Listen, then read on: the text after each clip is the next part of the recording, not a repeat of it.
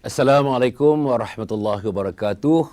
Para penonton yang dihormati sekalian, bertemu lagi kita dalam Telagah, iaitu Muktamar PAS yang ke-59. Kali ini kita akan berbincang mengenai faktor hak asasi manusia dalam pemilihan PAS yang akan datang ini. Para penonton yang dihormati sekalian, bersama dengan kita, saya nak memendekkan saja dalam mukadimah ini, iaitu Datuk Aidit Ghazali daripada Akademi Aidit, seorang ahli profesional, ahli akademik yang sudah banyak sebenarnya membantu agensi-agensi besar, agensi-agensi saiz sederhana di kerajaan dan separa kerajaan dan sebagainya dalam hal untuk memberi nafas baru supaya organisasi ini terus berprestasi baik. Dan kita dapati beliau digunakan oleh agensi-agensi untuk meneropong kepada nilai-nilai baru yang mesti dimasukkan dalam organisasi. Kemudian kita ada yang berbahagia Al-Fadhil Ustaz Hassan Basri, mantan kepada Ketua Penerangan PAS Negeri Selangor, yang memegang jawatan-jawatan lain lagi dalam parti dan masih merupakan ahli PAS yang berdaftar. Jadi saudara, kita nak bincang kali ini dengan tajuk yang telah saya sebutkan sebentar tadi. Saya nak memulakan dengan menjemput yang berbahagia Datuk Aidit untuk menerangkan kepada kita sebagai mukadimah ni tentang framework dia punya latarnya mengenai tentang hak asasi manusia dalam konteks PAS, terutamanya dalam pemilihan yang akan berlangsung akan datang ini. Sila Datuk. Bismillahirrahmanirrahim. Datuk Hassan, Ustaz Hassan dan sidang penonton sekalian.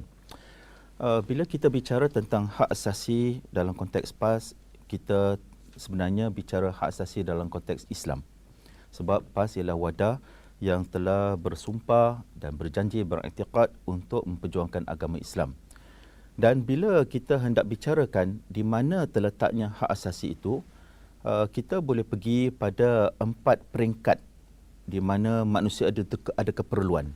Keperluan yang pertama sekali ialah apa yang dipanggil sebagai keperluan daruriyat, iaitu tanpa memenuhi keperluan ini, maka seseorang itu nanti akan terganggu, tergugat hatta segi survival dia. Dan keperluan yang bawah sikit ialah keperluan hajiat. Itu keperluan yang penting untuk memudahkan orang ini menyempurnakan dia punya pelaksanaan hidup sebagai insan Muslim. Keperluan yang bersifat kemewahan ini dipanggil sebagai keperluan kamaliyat ataupun tahsiniyat. Dan ini tak jatuh bawah hak asasi sebab ia adalah bersifat kemewahan.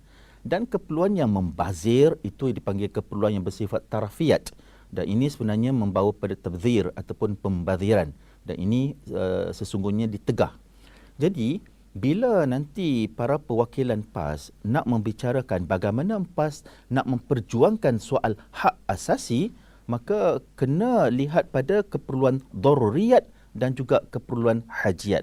Dalam konteks ini, para ulama mengajar kita, segi tuntutan Islam, tuntutan agama, maka perwakilan PAS kena memilih pemimpin-pemimpin yang akan menjaga 5 aspek yang dikatakan sebagai keperluan utama itu.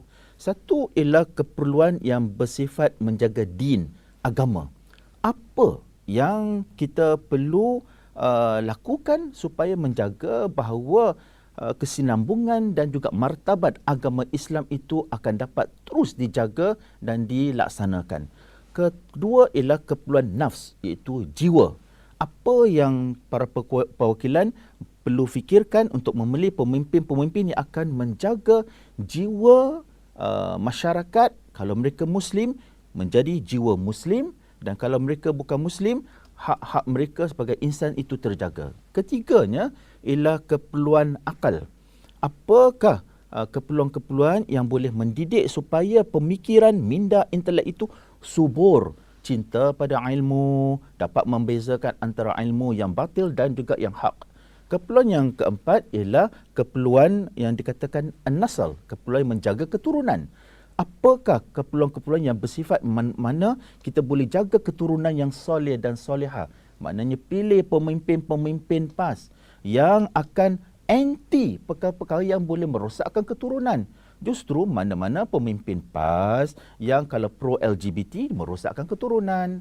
Kan mana-mana pemimpin PAS yang menyokong mereka-mereka yang melakukan penzinahan itu merosakkan keturunan, maka tolaklah mereka. Yang kelima dan terakhir ialah pilihlah pemimpin PAS yang akan menjaga keperluan bersifat mal, harta. Harta yang suci. Jangan pilih mereka yang nampak saja bersih tetapi membuat korupsi.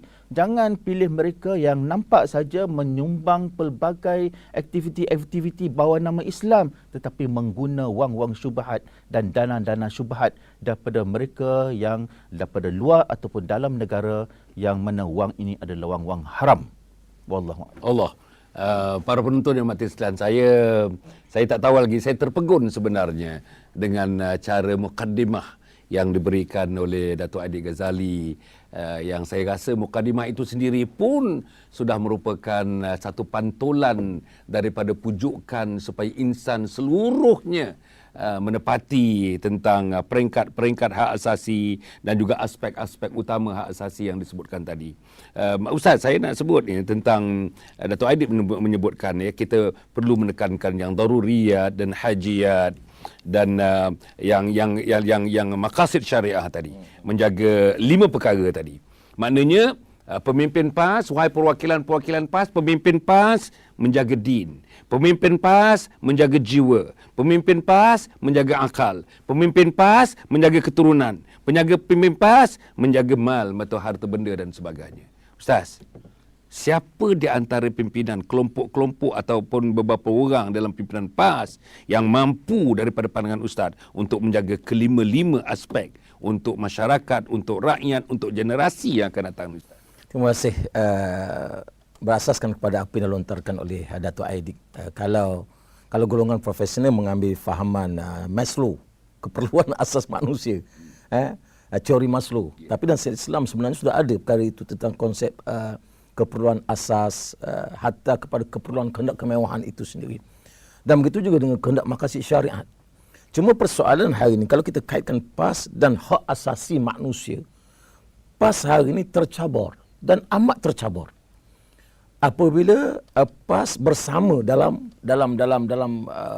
hubungan tahluf siasi tadi, dalam pakatan tadi, sehingga hak-hak asasi manusia hari ini akan dihujah untuk membenarkan tindakan dan kehendak dan kemauan kelompok. Sebagai contoh, saya sebut begini sebelum saya nak jawab soalan Datuk tadi.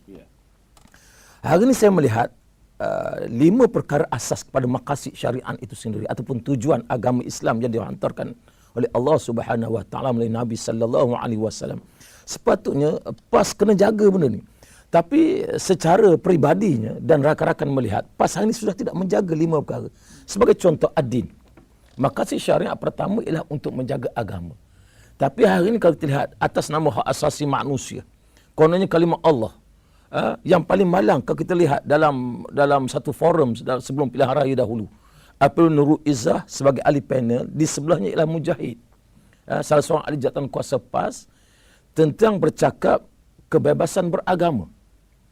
Apabila Nurul Izzah memberi statement membenarkan hak kebebasan agama dengan kalau boleh saya menggunakan istilah melacurkan, kalau saya boleh guna istilah yang amat, tapi saya kadang-kadang cukup suka kalimah Allah la ikraha fi din ini menyatakan bahawa ini kebebasan beragama. Yang paling malang, seorang pimpinan ulama dan profesional dalam PAS, kalau Mujahid itu dilihat sebagai golongan profesional dan ulama dalam PAS, boleh membenar dan mendiamkan diri dengan apa yang dilontarkan oleh Nur Rizal. Maka Islam hari ini pimpinan sudah tidak menjaga ad-din, itu agama yang sepatutnya disangguh oleh ulama dan profesional dalam PAS. Apabila kenyataan yang datang daripada mulut naik Presiden PKR, seorang anak kepada Anwar Ibrahim. Begitu juga isu kalimah Allah. Sepatutnya PAS mendepani isu ini. Tapi konon atas nama hak asasi manusia, PAS hari ini sudah tidak menjaga tadi soal ad-din itu kerana kepentingan politik. Ini contoh, banyak kena sebut contoh. Yang kedua, tentang keselamatan. Islam datang untuk menjaga keselamatan. Itu tapi hari ini kita lihat keselamatan ini seolah-olah atas kepentingan politik, sehingga apa sahaja peraturan undang-undang nak menjaga keamanan rakyat, keselamatan rakyat, mereka akan bantah, mereka akan sanggah. apabila parlimen baru ni untuk mengkaji semula apabila ISA dihapuskan, apabila undang-undang darurat dihapuskan menyebabkan kerajaan terpaksa membebaskan 2,500 orang yang duduk di dalam penjara kerana tahanan darurat. Mereka keluar. Maka mereka tidak ada pekerjaan. Lalu akhirnya timbullah peningkatan masalah jenayah. Maka kerajaan menggubal undang-undang PCA yang baru. Mereka ini tidak bersetuju. Mereka tidak menjaga soal maqasid syariat, tapi lebih menjaga kepentingan politik. Begitu juga soal keturunan dan seumpama soal harta. Ya, bagaimana kita lihat apabila dibangkitkan oleh ahli PAS yang tegar dan merupakan salah seorang tentang isu penyelewengan memali sebagai contoh. Tapi pimpinan PAS menyempikan diri hatta tidak dibuka kertas siasatan apabila dibangkitkan secara bertulis, secara dokumen. Yang membangkitkan ini bukan semata-mata ahli PAS, tapi salah seorang pemegang amanah tabung memali. Maka kita bercakap soal bagaimana harta dan seumpama. Sebab itu, apabila Datuk bertanya, siapakah pimpinan-pimpinan yang kita mengharapkan untuk menjaga maqasid syariat ini, keperluan ini, dan menjadi sebagai mendepani apa saja isu yang mencabar Islam, termasuk isu hak asasi manusia ini, konon atas nama hak asasi, atas nama kebebasan. Maka bagi saya melihat inilah peranan perwakilan. Mereka harus meletakkan siapa yang benar-benar ikhlas mengembalikan perjuangan. Cuma kalau kita nak menamakan siapa ke ini, tapi kalau kita kembali kepada perjuangan asal, balik kepada soal Islam, balik pada Quran, balik pada hadis, balik kepada ijtihad para ulama, maka PAS itu saya yakin dan saya percaya itu dia kembali kepada perjuangan sebenar. Tetapi kerana ada unsur-unsur yang disebut lebih kepentingan politik tadi, kita melihat sejarah itu akhirnya apa yang berlaku pada hari ini adalah sebahagian daripada kalau nak sebut sebagai musibah yang Allah nak lontarkan supaya kita berfikir kembali. Datuk, ini tentang musibah ni, perkataan yang akhir sekali saya nak ambil apa yang diucapkan oleh Ustaz Hasan sebentar tadi. Musibah ya. Jadi maknanya tu, dan saya tengok conclusion daripada Ustaz Hasan tadi, daripada apa yang rentetan yang diceritakannya ialah bahawa PAS berada dalam keadaan yang sangat tercabar sekarang ni, sangat tercabar. Dan maknanya perwakilan yang datang 1,500 orang lebih itu mempunyai tanggungjawab yang sangat besar di sisi Allah Subhanahu Wa Taala sebagaimana yang disebutkan diulangi oleh Datuk Aidit tadi. Yang saya nak tanya ni tu tentang apa ni, Ustaz Hasan menyebutkannya PAS tidak menjaga lagi. PAS tidak berupaya lagi. Dan PAS tidak mendemonstratkan tentang komitmen untuk menjaga maqasid syariah. 5 perkara itu yang tentang asas-asas dalam Islam itu. Tu bila disebut tentang siapa yang dapat menjaga maqasid syariah ini, Ustaz Hasan menyebutkan bahawa yang menjaganya ialah terletak kepada, dengan izin Allah, tangan orang yang akan mengundi nanti. Mestilah mengundi mereka daripada kalangan ulama ni ke, daripada kalangan profesional ni pun, yang mempunyai track record sehingga hari ini mempunyai pemikiran dan komitmen sebenarnya untuk mempertahankan Islam. Macam mana dengan statement itu, Datuk? Ya, pada saya, kalau kita tutup mata, memang kita tak nampak satu-satu individu. Tetapi saya nak membawa persetujuan pada apa yang dibawa oleh Ustaz Hasan Basri.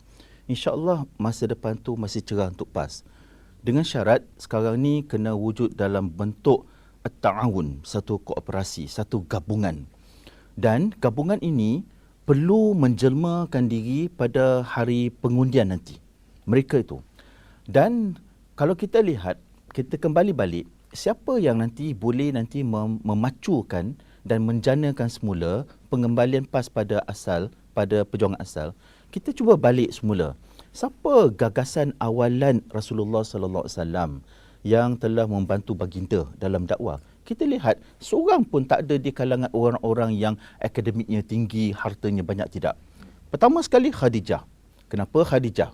Nak tunjukkan peranan si isteri atau peranan si suami kalau perwakilan itu ialah wanita atau lelaki. Lepas tu seterusnya Abu Bakar, nak tunjuk peranan mereka yang bergelar sahabat kita. Jadi perwakilan kena fikir, siapa sahabat-sahabat yang keliling aku ni? Apakah mereka cakap benda ni ke arah yang baik atau tak baik? Kemudian siapa lagi? Sayyidina Ali. Ini nak menunjukkan peranan golongan muda. Golongan muda. Jadi golongan muda yang kalau kita nak bawa dalam gagasan kita, mestilah golongan muda yang bukan hendak menolak ke tepi perjuangan asal dan mengatakan bahawa ini hari aku punya hari. Tidak. Mesti golongan muda yang wujud dalam kepompong perjuangan golongan yang lama. Siapa lagi? Kita lihat ialah Bilal Ibn Rabah. Orang yang tidak ada apa-apa kedudukan, orang yang merupakan hamba abdi, tetapi dialah ada kekuatan. Jadi orang-orang PAS jangan hanya terpengaruh dengan mereka yang ada bergelar doktor ataupun bergelar millionaire atau bergelar datuk ke dan sebagainya. Kena lihat di sebalik gelaran itu jiwanya apakah sesuci Bilal Ibn Rabah. Siapa lagi? Sumayyah, wanita pertama yang kena bunuh dan menjadi syahidah. Dan dia adalah antara orang yang paling miskin tu. Jadi PAS sekarang ni jangan termakan dengan janji Putrajaya. Jangan makan dengan janji dapat kuasa. Jangan makan dengan janji-janji yang bersifat kebendaan hedonistik. Sebab itu ialah perkara-perkara yang tidak ada apa arti pun dalam perjuangan kita sekiranya dalaman kita itu rapuh dan tidak sekental dan semantap nama-nama yang seperti yang saya katakan tadi. Okey, saya nak balik kepada apa ni Ustaz Hassan ya. Kalau kita lihat banyak pengaruh-pengaruh yang mempengaruhi terutamanya bila PAS menyertai PKR dan menjadi DAP dalam satu gagasan namanya Pakatan. Banyak yang menyebabkan PAS seolah-olah saya nak menggunakan perkataan seolah-olah menggugurkan sebahagian daripada fondasi-fondasi perjuangannya termasuk negara Islam. Perjuangannya mengenai kalimah Allah, perjuangan mengenainya tentang tafsiran mengenai la ikraha fiddin dan sebagainya. Bahkan memberikan rasionalisasi hal-hal mengenai Islam pun, fundamental Islam pun diberikan rasionalisasi. Kenapa kita tidak bersetuju begini? Kenapa kita tidak menjalankan begini? Saya nak bertanya, pengaruhnya Ustaz pun mungkin dapat menyebutkan. Tetapi Ustaz, saya nak sebutkan, begitu lama ditarbiyah orang PAS. Begitu lama ditarbiyah. Padahal tarbiyah daripada DAP baru saja Ustaz. Tarbiyah daripada Anwar Ibrahim baru saja. Tarbiyah PAS ni macam saya telah mengikuti PAS sejak dalam 17 tahun yang lalu. Tarbiyah daripada awal-awal lagi. Tetapi kenapa tarbiyah ini surut Ustaz? Surut. Kenapa tarbiyah ini kata orang cair dan menerima benda-benda yang foreign yang tidak pernah berada dalam tubuh PAS itu sendiri? Inilah saya Datuk Aidil, Datuk Hassan. Apa yang kebimbangan yang pernah disebut oleh seorang pemikir dalam membicarakan soal tahluf asyasi ini, Syekh Dr. Munir Ghadaban, dalam bukunya At-Tahluf Asyasi fil Islam ni, iaitu kerjasama yang dibimbangi hari ini dia berlaku dalam PAS. Hari ini ia berlaku. Dibimbangi tahluf siasi atas 3 sebab. Sebab itu Syekh Dr. Munir Ghadaban ni dalam kitab At-Tahluf Asyasi ini menyatakan kita tidak boleh bertahluf siasi bekerjasama dengan mana-mana kelompok yang boleh membawa kehancuran pada 3 perkara. Pertama, apabila kelompok ini tahluf siasi menyebabkan Islam sudah tidak dominan, Islam sudah tidak ke hadapan. Dan hari ini kita melihat begitu. PAS yang dahulunya cukup dominan, apatah lagi dalam isu agama. PAS bangkit, PAS berarak, PAS berdemonstrasi. Sehingga ada pimpinan PAS yang sanggup dipenjarakan kerana mempertahankan agama. Isu Yahudi sebagai contoh. Kita masih ingat lagi apabila kelompok pemain rugby Yahudi datang ke Malaysia Israel, dibantah oleh PAS kerana Yahudi itu musuh Islam. Tapi apabila Anwar mengeluarkan kenyataan bersekongkol bersetuju dengan Yahudi, PAS mencari hujah, mencari dalil untuk membenarkan sehingga menyatakan Yahudi itu dibenarkan yang boleh kita musuh adalah Zionis. Sedangkan Syekh Dr. Yusuf Qaradawi ketika membahaskan isu Palestin, Yahudi dan Zionis itu adalah orang yang sama. Tetapi kenapa kita mencari hujah dan dalil untuk membenarkan? Sebab itu Syekh Dr. Munir Ghadaban kata tak boleh kerana Islam sudah tidak mendominan. Dan begitu juga kita tengok dalam turutan PAS hari ini, dalam Pakatan Rakyat PAS hanya menjadi ikutan, menjadi pak turut. Dia letakkan yang ketiga, apa saja keputusan, apa saja kehendak PAS disanggah, PAS nyap. Baik, yang kedua kata Syekh Dr. Munir Ghadaban, tak boleh dalam tahluf siasi kerana menyebabkan umat Islam berpecah. Dan kita lihat, kalau semua dahulunya isu apa saja berkaitan, apatah hak asasi, PAS bersepakat. Keputusan Majlis Syura, kita walak, kita taat. Kehendak dan kemahuan, kita akur bersama. Tapi hari ini isu kalimah Allah berpecah belah. Sedangkan ini disebut oleh Syekh Dr. Munir Ghadaban. Dengan terhalusiasi ini menyebabkan kita berpecah belah. Bukan sekadar umat Islam di Malaysia berpecah belah, berbeza pendapat. Tapi hatta kelompok dalam PAS sendiri pun berpecah belah. Ada ulama setuju, ada ulama tak setuju. Atas tak setuju berani secara terbuka. Kenapa Majlis Syura tidak mengambil tindakan, disiplin tidak mengambil tindakan. Dan yang ketiga, kata Syekh Dr. Munir Ghadaban, menyebabkan penyebaran fahaman-fahaman yang sesat. Komengu ini sebagai NGO gabungan yang sesat yang nak mengajak kepada hak asasi manusia. Maka sebab itu hari ini kalau kita melihat dengan apa yang berlaku ni dan apa yang disebut oleh Syekh Dr. Munir Ghadaban dengan kerjasama PAS bersama Pakatan Rakyat, itulah merupakan cabaran yang cukup besar. Maka atas sebab itulah kita sudah ditarbiah ni merasa bahawa kita tidak boleh menerima prinsip ini. Maka kita mengambil atas prinsip apa disebut oleh Nabi sallallahu alaihi wasallam, mencegah mungkar. Sebab itu prinsip kuasa ni pertama kita harus faham. Kena cakap apa pun PAS tak boleh lari daripada Islam berbanding dengan parti-parti politik yang lain yang tidak meletakkan asas Islam. Sedangkan PAS meletakkan Islam. Bila PAS meletakkan Islam, lalu dalam kita nak memilih kepimpinan, Allah letakkan ada 4 tugas.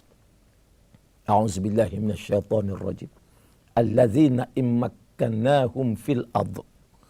Orang-orang yang apabila aku beri sedikit kuasa. Allah nak beri kuasa melalui perwakilan, itu wasilah alat. Allah nak letakkan mereka berkuasa. Apa tugas mereka? Pertama, aqamus solah. Allah kata tugas kamu iaitu sembahyang. Meletakkan hak Allah pertama. Lupakan soal benci suka manusia. Kalau benda itu salah, dia tak salah. Ini prinsip. Sebab itu Datuk Hassan kita yang kadang-kadang bersama dalam PAS ini, mereka menyatakan bahawa kita sudah lari daripada prinsip, sudah lari daripada perjuangan, menggal perjuangan. Saya selalu bertanya, apa makna prinsip? Apa makna perjuangan? Prinsip itu Allah sebut dalam Al-Quran, la yukallifullahu nafsan illa wus'aha wa idza qultum fa'dilu walau kana dza qurbah. Ketika kamu berkata, hendaklah kamu berkata betul, yang benar, walaupun kaum kerabat kamu. Yang salah dia tetap salah. Yang haram dia tak haram. Yang halal tak halal. Tapi hari ini PAS apabila terhalusiasi ini menyebabkan yang salah pun cuba dibetulkan, mencari hujah dan dalil dan seumpamanya. Maka sebab itu kita yang terasa ini mengambil prinsip ini. Pertama, aqamus solah. Yang kedua, atawuz zakah. Itu menjaga. Menjaga apa disebut dari segi falsafahnya ialah menjaga kebajikan. Ini kewajipan. Kemudian yang ketiga, Allah kata mengajak kepada ma'ruf. Yang keempat, mencegah mungkar. Maka atas prinsip hari ini kita tengok yang sebagaimana Datuk sebut tadi, cabaran PAS yang cukup besar. Kesan daripada terhalusiasi menyebabkan hari ini orang bukan Islam dan kelompok yang berpeluk tubuh bersama PAS terang-terang menentang Islam. Terang-terang mencabar Islam. Terang-terang mencabar kalimah Allah. Terang-terang mencabar hak asasi sehingga mereka menyatakan hak asasi kebebasan itu adalah merupakan hak milik semua. Wallahu a'lam. Terima kasih ya, para penonton dan sekalian. Kita berehat sebentar dan kita akan sambung selepas ini. Kita berehat sebentar.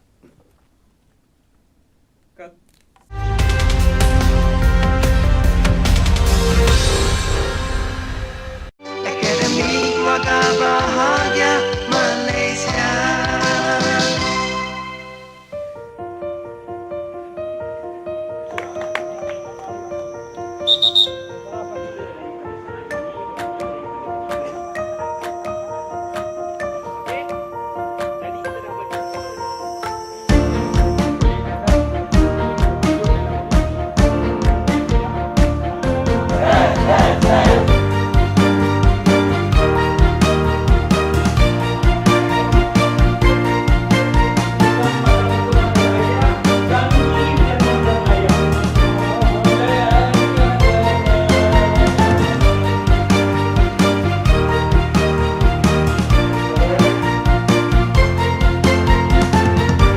Ibu-ibu dan ayahlah yang mengasuhkan.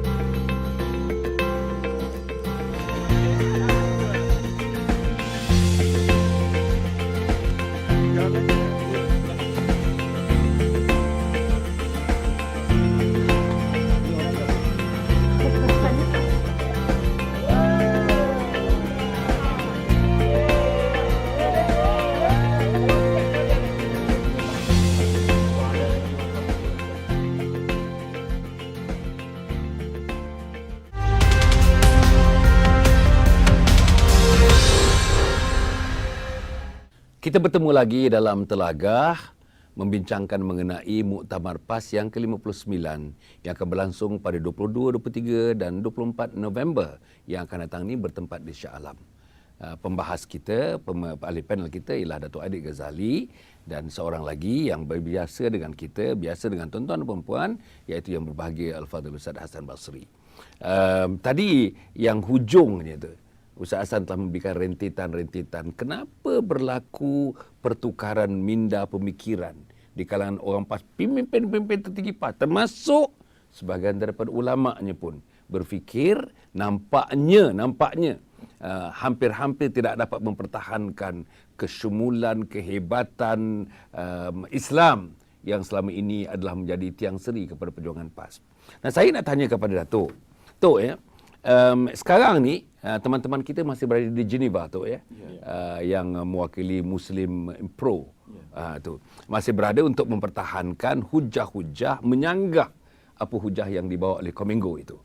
Jadi Tok, saya nak tanyakan tu, sehingga hari ini hanya dalam 2 hari yang lepas kita dapati orang muda dalam PAS di Parlimen telah membuat kenyataan menyokong apa yang dibuat oleh teman-teman kita untuk menyanggah apa yang dilakukan oleh Komingo itu. Tu, maknanya PAS nampaknya tidak strong, tidak di depan, padahal yang dibantah oleh Komingo itu ialah antaranya ialah mengenai Islam itu sendiri, pelaksanaan Islam itu sendiri, LGBT, mengenai liberalisme, mengenai kalimah Allah, mengenai peruntukan-peruntukan perlembagaan yang dikira sebagai peruntukan perlembagaan yang bercanggah dengan prinsip-prinsip hak asasi manusia itu. Di mana kedudukan PAS yang sebenarnya tu? Hari ini satu krisis yang PAS berhadapan. Dan perkara ni Ustaz Hassan pun telah timbulkan banyak kali. Isu-isu yang pokok seolah-olah perkara itu pun PAS tak nampak bersatu. Jangankan isu-isu bersifat cabang. Isu bersabit tentang memartabat dan menjaga kesucian nama Allah ataupun kalimah Allah, itu pun nampak PAS tak dapat bersatu. Isu perjuangan PAS sebagai hendak membentuk negara Islam as against, berlawanan dengan negara berkebajikan, itu pun nampak tak bersatu. Isu segi sama ada PAS nak berterusan atau tidak bersama dengan puak-puak Pakatan Rakyat yang jelas mereka ini tidak hendak pada Islam dan juga apa yang termaktub dalam perlembagaan, itu pun nampak tak bersatu. Apatah lagi pada isu-isu yang telah ditimbulkan oleh gagasan yang sebenarnya pada saya anti-Islam, anti-Melayu, anti-raja, anti banyak perkara-perkara pokok dalam perlembagaan Malaysia. Mereka ini yang dikenali sebagai Komingo. Dan apa yang Datuk Hassan perkatakan tadi itu telah wujud satu gagasan tokoh-tokoh pemimpin muda PAS. Saya sekarang tertunggu-tunggu. Apakah nanti akan secara langsung ataupun tak langsung akan berlaku penyanggahan pada pendirian yang telah dibawa oleh pemimpin-pemimpin muda PAS itu. Dan ini akan tambahkan lagi kemelut dan juga kegusaran dan kecelaruan di kalangan perwakilan. Itu sebab perwakilan sekarang tak boleh bergantung lagi pada mana-mana individu untuk menentukan apa yang mereka perlu undi pada 22 bulan. Perwakilan setiap seorang itu mesti kembali balik pada asas apa yang Allah hendak, apa yang Rasul melalui ahadis baginda hendak, apa yang Islam kehendaki. Kena balik pada asas. Sebab apa? Kalau mereka ini hendak dipengaruhi dengan angin yang dibawa oleh mana-mana pihak, melainkan kalau mereka ini mempunyai satu pendirian tentang Islam yang jelas, melainkan mereka itu, kalau mereka tidak ada dan mereka kalau terlalu terikut-ikut dengan pembawaan dan pendirian tokoh-tokoh tertentu, saya khawatir nanti mereka mungkin akan membuat satu pemilihan yang salah. Tetapi kalau mereka pilih apa yang Allah hendak, apa yang Rasul hendak, apa yang Islam hendak, apa yang para pejuang dan juga pemimpin PAS yang awalan sampailah pada zaman Allahyarham Fadil Noh hendak, insya-Allah kita akan buat keputusan yang betul. Jadi inilah dilema. Kalau katakan Datuk Hassan pernah mengguna persoalan liku-liku pemilihan, pada saya sekarang ini adalah satu krisis persimpangan yang mana salah-salah pilih, maka ia bukan sekadar membawa pada penjumudan PAS seterusnya, takut-takut ini akan membawa juga rentetan pada survival Islam dan survival ummah. Datuk, penerangan Datuk tadi saya rasa sebahagian daripada teman-teman yang sedang mengikuti siaran ini Datuk, terutamanya perwakilan daripada PAS nanti, saya harap sangat masukkan dalam kepala, jatuhkan dalam hati, dan inilah yang nak dibawa kepada kertas-kertas undi yang diberi untuk memilih mereka yang dapat mempertahankan bukan hak asasi Barat, tetapi mempertahankan hak asasi yang tercermin dalam Quran dan Sunnah sebagaimana yang diulang oleh Datuk beberapa kali. Ustaz, saya nak pergi kepada Ustaz Hassan. Ulama-ulama PAS ni, sebahagiannya Ustaz, rimas. Saya gunakan perkataan rimas. Rimas dengan PAS berada dalam pakatan kerana dilihat itu merugikan PAS. Dan diminta dalam istimewa ulama baru-baru ini Ustaz, meminta supaya ini, saya rasa di antara statement yang paling berat yang pernah disuarakan, iaitu mengkaji semula kedudukan PAS dalam pakatan akibat daripada PAS terbawa-bawa kepada hak asasi Barat, meninggalkan hak asasi Allah Subhanahu Wa Taala itu. Macam mana Ustaz? Ijtima' ataupun convention ulama' di Kedah baru-baru ini yang dihadiri oleh semua ulama'-ulama' di bawah Dewan Ulama' PAS. Golongan ulama' ini yang tersebut ada sebahagian daripada menyedari apabila gabungan ataupun tahaluf siasi ini menyebabkan PAS itu kehilangan undi di kalangan orang-orang Islam Melayu. Dan beberapa statement-statement yang akhirnya merugikan Islam. Maka mereka minta supaya mengkaji semula. Kalau saya nak kaitkan sedikit dengan apa disebut oleh Datuk tadi, persoalan anak-anak muda.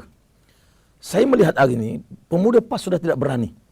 Tidak sebagaimana pemuda PAS sebelum tahluf siasi.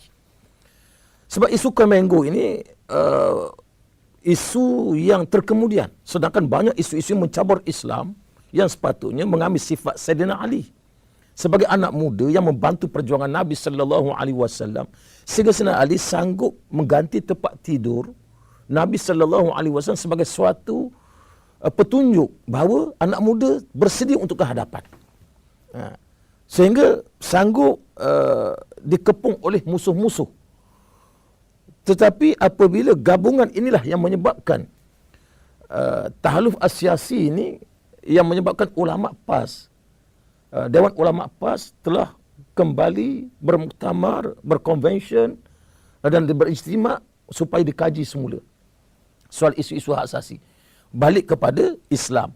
Tapi kalau kita bercakap soal hak asasi ini, sedangkan Nabi sallallahu alaihi wasallam pun pernah meletakkan asas hak asasi dalam Islam. Dalam hadis Arba'in sebagai contoh, bercakap soal hak asasi. Apa kata Nabi sallallahu alaihi wasallam? Innallaha ta'ala farada fara'idha. Hak asasi pertama, kata Nabi sallallahu alaihi wasallam, sesungguhnya Allah telah memfardukan beberapa kefarduan. Maka jangan kamu sia-siakan. Bebas kok mana pun sampai waktu sembahyang wajib kita sembahyang. Bebas kok mana pun tawatasumu Ramadan, masuk bulan puasa, Ramadan kena puasa. Tak boleh kata. Itu tak boleh. Kita tak boleh kata, oh bebas kami nak sembahyang pukul berapa, kami nak buat 4 rakaat apa dan seumpamanya. Yang kedua, kata Nabi sallallahu alaihi wasallam, wa hadda hududa. Dan Allah meletakkan ke atas kamu batas had, maka jangan kamu melampau. Wa hadda hududa fala ta'taduha. Dan jangan kamu melampau. Mana hari ini kita lihat masyarakat kehendak sudah melampau, sehingga Kemengo yang dibawa ke Geneva di PBB telah menuntut sesuatu yang menjangkau daripada kehendak syaitan, kehendak binatang itu sendiri. Kenapa saya kata begitu? LGBT sebagai contoh, binatang jantan, kambing jantan, lembu jantan pun tak pernah mencari pasangan di kalangan lembu jantan. Mereka mencari lembu betina sebagai naluri mereka. Tapi ini disebut oleh Nabi sallallahu alaihi wasallam, apa pun kebebasan, wa hadda hududa fala ta'tadu. Jangan kamu melampau. Allah letak batas. Dalam kita nak berpakaian ada batas. Dalam kita nak memilih kepimpinan ada batas. Dalam kita nak menyatakan apa saja, dalam kita nak makan, nak minum, jangan sebagaimana yang disebut oleh Rasulullah, ad-dunya sijnul mu'min wa jannatul kafir. Rasulullah beri satu analogi. Kata Nabi SAW, dunia ini penjara bagi orang-orang mukmin. Sijnul mu'min. Apa itu penjara? Kita dipenjarakan dengan peraturan. Kita dipenjarakan dengan batas-batas. Wa jannatul kafir, tapi dia syurga bagi orang kafir. Orang kafir ini tidak ada batas. Dia nak menikah LGBT, dia nak memilih apa agama saja dia boleh, apa saja kehendak dia nak bersinar secara terbuka. Ini gambaran syurga, maksudnya di syurga sudah tidak ada batas, sudah tidak ada peraturan, sudah tidak ada hukum. Maka sebab itu, balik kepada persoalan memahamkan supaya perwakilan PAS pada November, akhir November nanti, apa pun kita bercakap, jangan kita meletakkan matlamat kerana Anwar. Jangan meletakkan matlamat kerana Putrajaya. Kerana sedikit kekuasaan. Kembalilah apa yang disebut hatta dalam isu hak asasi manusia dengan meletakkan kepimpinan yang mereka lebih takut kepada Allah Subhanahu Wa Taala. Allah, terima kasih Ustaz. Saya nak pergi apa yang disebutkan oleh Ustaz Hasan tadi. Antaranya pemuda PAS dah hilang keberanian itu, ya. Bukan saja pemuda PAS, agaknya sistem dalam pimpinan PAS itu sendiri pun sudah saya nampak longgar semangat perjuangan, semangat keberanian untuk menegakkan Islam itu. Tapi apa yang saya nak sebut Tok, ya, saya lihat, ya, apa yang dibuat oleh NGO-NGO, termasuk Jatinya, Perkasanya, NGO-NGO Islam yang lainnya, begitu banyak, Pembelanya, namakanlah saja NGO itu. Kita dapati orang PAS tidak menyertai. Ambil kalimah Allah baru-baru ni tu. Di mana orang PAS di mahkamah rayuan itu? Di mana orang PAS sebelum keputusan dibuat pada 14 hari bulan yang lalu tu, ya. Dan begitu juga tentang kalimah Allah yang kita perjuangkan, yang ada kaitannya dengan duta daripada duta Kristian itu, ya, daripada Vatican City itu. Tak nampak pun kelibat orang PAS dan sebagainya. Atau nampak sangat, saya pun tak tahu apa sebabnya bila NGO memperjuangkan, setengah daripada NGO itu sahabat-sahabat mereka, Datuk, sahabat-sahabat mereka, sahabat seperjuangan dengan mereka, tetapi apa bendanya yang ada kepada kepala mereka dan pemikiran mereka menyebabkan mereka tidak menyertai, jauh memandang daripada jauh apa yang dilakukan oleh NGO. Padahal pada saya, sebagaimana nada yang disebut oleh Ustaz Hasan tadi, sepatutnya orang PAS di sop pertama dalam perjuangan itu, Datuk. Satu ketika PAS berpolitik dalam konteks perjuangan. Hari ini mereka sekadar berpolitik, perjuangan sudah mati. Dalam hal ini, saya ingin membawa kita untuk memperingati sebuah hadis yang saya telah belajar daripada Allahyarham Ustaz Fadil Noor. Sekiranya makhraj saya salah, Ustaz sebetulkan. Rasulullah SAW bersabda, "Man mata walam yaghzu walam yangwil ghazwah mata maitatan jahiliyah atau kama qala." Masa Allahyarham Ustaz Fadil Noor mengajar saya hadis ini, dan semoga rohnya mendapat rahmat setiap kali saya ulang hadis ini, beliau nak menanamkan pada saya, Aidit, ingat bahawasanya perjuangan ini adalah sesuatu yang mesti berterusan. Sebab saat di mana kita kalau tak berjuang lagi, mafhum hadis ni, man mata, siapa yang mati, walam yaghzu, dalam keadaan dia tidak berjuang, walam yangwil ghazwah, dan dia tak ada niat nak berjuang, mata maitatan jahiliyah, maka mati dia itu ialah seolah-olah mati seorang yang pada zaman jahiliyah. Ya Ustaz, ya. Jadi para perwakilan kena ingat, anda bila duduk di muktamar PAS nanti, apakah anda duduk sebagai ahli politik ataupun anda duduk sebagai ahli politik yang tidak terpisah daripada sebagai seorang mujahid Islam? Sekiranya anda adalah seorang ahli politik yang tak terpisah daripada sifat seorang mujahid Islam, maka renung-renung apa yang telah diperkatakan sepanjang program ini, iaitu apa yang kita nak buat, kita akan jawab pada Allah.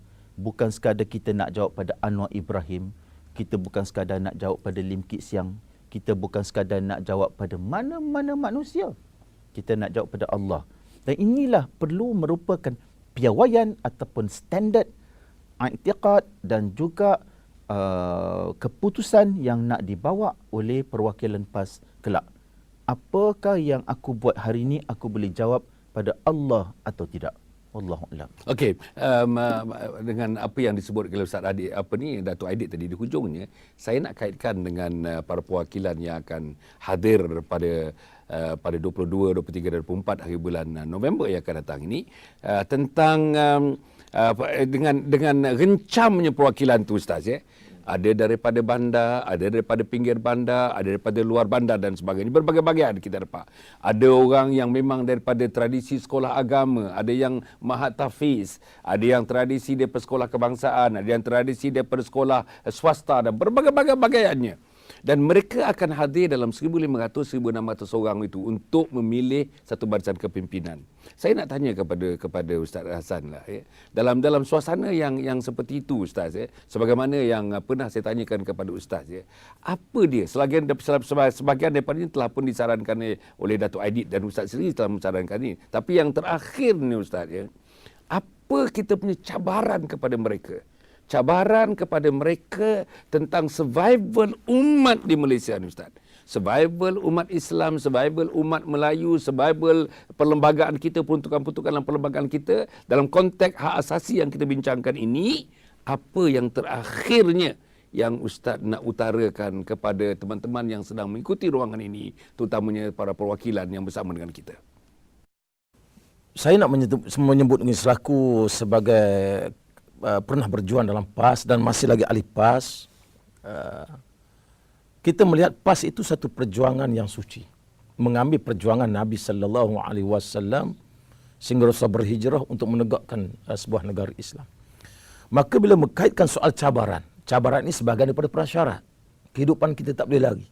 Hatta dalam setiap pagi Jumaat pun, bila Nabi sallallahu alaihi wasallam membaca surah Al-Insan, inna khalaqnal insan nutfatin amsyajin, sehingga aku jadikan manusia daripada campuran nutfatin amsyajin nabtali, kemudian aku ujikan mereka, aku beri cabaran kepada mereka. Kehidupan kita tak boleh lari. Maka begitu juga dalam sebuah organisasi PAS yang mengambil wasilah politik, kuasa untuk menegakkan nikmat Allah, tidak boleh lari daripada cabaran. Hatta cabaran ini pernah diperingatkan oleh almarhum Profesor Dr. Zulkifli Muhammad, yang menyebabkan hari ini punca. Apa kata, kalau saya boleh secara umumnya kata ukapan diukapkan oleh Profesor Dr. Zulkifli Muhammad. Kata Profesor Dr. Zulkifli almarhum, ketahuilah jawatan kemenangan itu, kata Dr. Zulkifli, akan membuka berbagai-bagai jawatan. Dan jawatan ini akan menjadi anai-anai yang akan merosakkan jemaah. Maknanya di sebalik peringatan almarhum Profesor Dr. Zulkifli yang cukup besar ketika awal penubuhan PAS, menyatakan ukapan ini bahawa kemenangan itu akan membuka berbagai-bagai jawatan. Kita lihat sebagaimana apabila PAS berkuasa di Selangor, PAS berkuasa di Kelantan, PAS berkuasa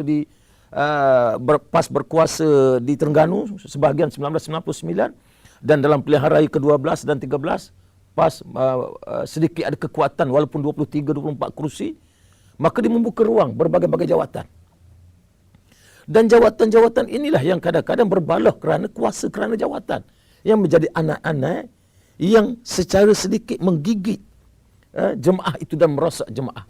Maka cabaran yang Allah datangkan sebagai satu besar kepada kita ialah jemaah, ada cabaran yang berkaitan dengan perjuangan PAS itu sendiri. Itu perjuangan yang ini, kalau bercakap soal asasi, hak asasi, perjuangan mencabar PAS itu sendiri, perwakilan-perwakilan ialah satu kalimah jalalah. Bagaimana PAS nak menangani isu ini? Masyarakat melihat, orang ramai melihat, apakah PAS konsisten dengan perjuangan sebelum bersama dengan Pakatan Rakyat. Sebagai contoh, LGBT, di mana suara-suara PAS membantah, di mana suara-suara PAS berdemonstrasi.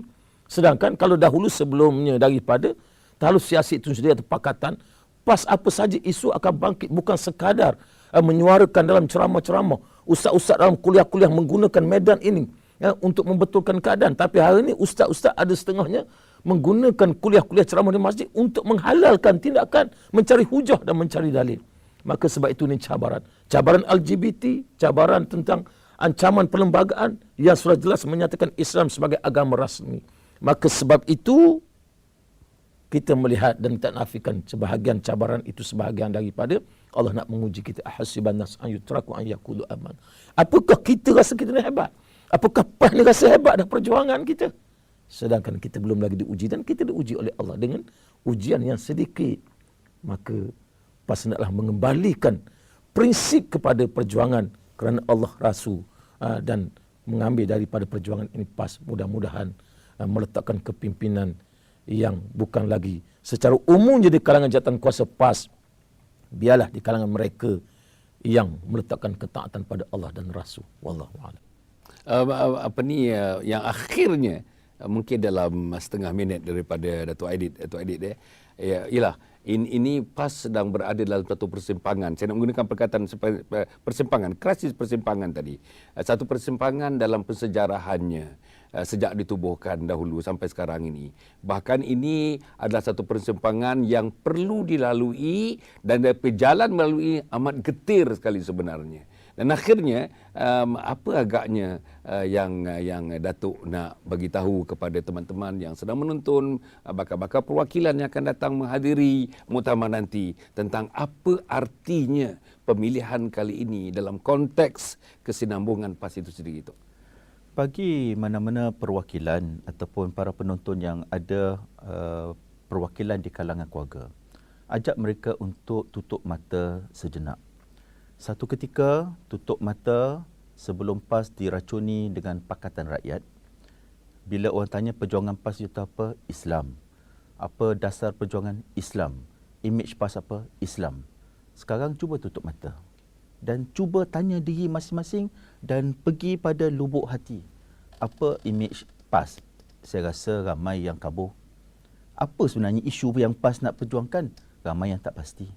Jadi sekarang kekaburan itu perlu dijernihkan dengan mengembalikan balik semula supaya bila tutup mata dan tanya apa itu PAS, kita jelas, image PAS jelas, perjuangan PAS jelas. Wallahualam. Saya ingat tidak ada perkataan yang lebih baik susunannya daripada disebutkan oleh Datuk Aidit sebentar tadi, yang lepasnya Islam itu segala-galanya bagi orang PAS. Kini pejamkan mata, bayangkan sama ada perjuangan itu masih lagi berada di hadapan, di kiri, di kanan, di belakang, di atas, di bawah dalam konteks memperjuangkan Islam itu dalam satu parti yang merupakan tonggak kepada perjuangan Islam. Parti itu ialah Parti PAS. Dengan itu para penonton, terima kasih kepada Datuk Aidit Ghazali, terima kasih kepada yang berbahagia Al-Fadhil Ustaz Hasan Basri, terima kasih kepada para penonton yang mengikuti ruangan ini. Jangan lupa sehingga 22 hingga 23, 24 bulan November ini, Telagah dan juga Aura akan terus menemui anda dalam beberapa lagi episod untuk membincangkan tentang pemilihan PAS yang ada kali yang ke-59 ini insya-Allah. Aqulu qawli hadza wa astaghfirullahal azim. Wassalamualaikum warahmatullahi wabarakatuh. Waalaikumsalam.